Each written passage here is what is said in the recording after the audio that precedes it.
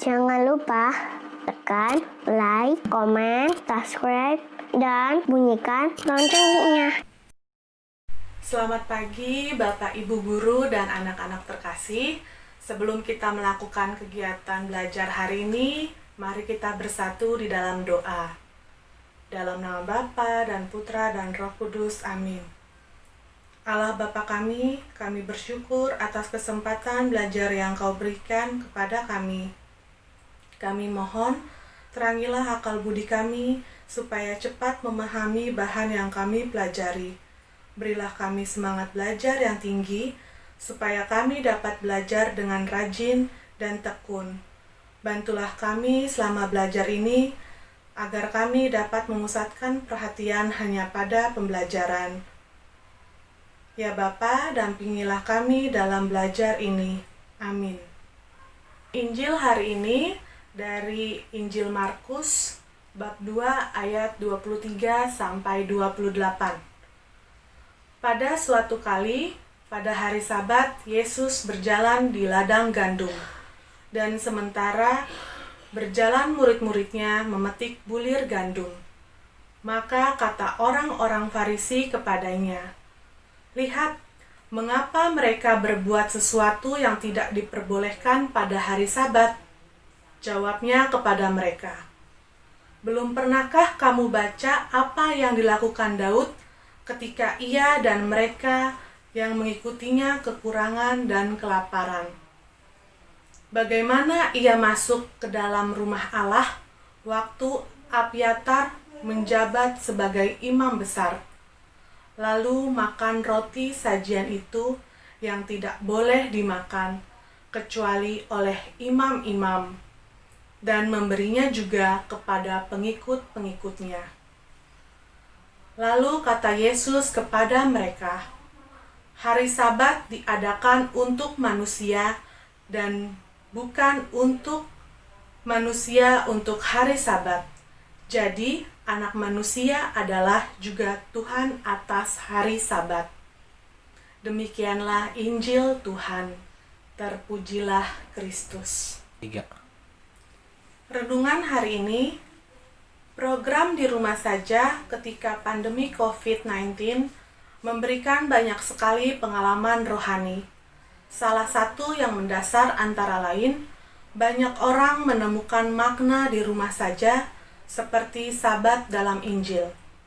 Di rumah saja bukan persoalan berhenti bekerja, melainkan semakin menemukan dan merasakan sapaan Allah secara personal. Orang tidak sibuk dengan pekerjaannya, tetapi mereka mengerti bahwa dalam kebersamaan dengan Allah, kita bisa melihat dan melakukan banyak hal baik bagi orang lain. Pada hari Sabat, Yesus juga menemukan apa yang dibutuhkan oleh orang-orang yang menderita. Namun, orang Farisi membuat Sabat menjadi belenggu yang membatasi ruang gerak. Oleh sebab itu, Yesus menunjukkan bahwa Sabat merupakan karunia Allah yang dirancang sebagai hari istirahat dan hari ibadah. Bila Yesus dan para murid beraktivitas pada hari Sabat, ia tidak bermaksud melanggar hari Sabat. Ia juga tidak sengaja mengajar para murid melawan hukum Sabat. Yesus menjadikan karyanya sebagai bukti bahwa Anak Manusia adalah Tuhan atas hari Sabat.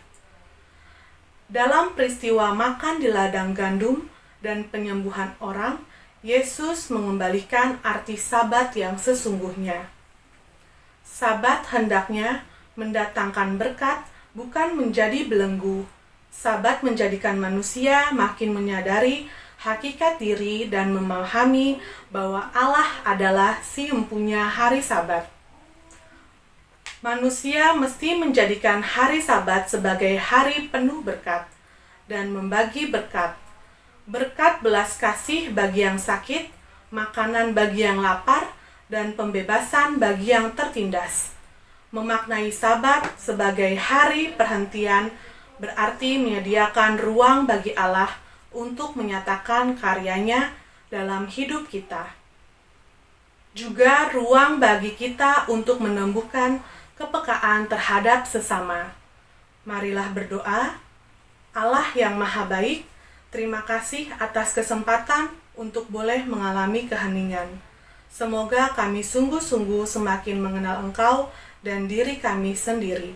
Amin. Ke dalam doa, Salam Maria. Salam Maria, penuh rahmat, Tuhan sertamu. Terpujilah Engkau di antara wanita, dan terpujilah buah tubuhmu, Yesus. Santa Maria, Bunda Allah, doakanlah kami yang berdosa ini, sekarang dan waktu kami mati. Amin. Kemuliaan kepada Bapa dan Putra dan Roh Kudus, seperti pada permulaan, sekarang, selalu, dan sepanjang segala abad. Santo Markus, doakanlah kami supaya kami dapat menikmati janji Kristus. Amin. Dalam nama Bapa dan Putra dan Roh Kudus. Amin. Mari anak-anak kita bangkit berdiri untuk menyanyikan lagu Indonesia Raya dan Mars Santo Markus.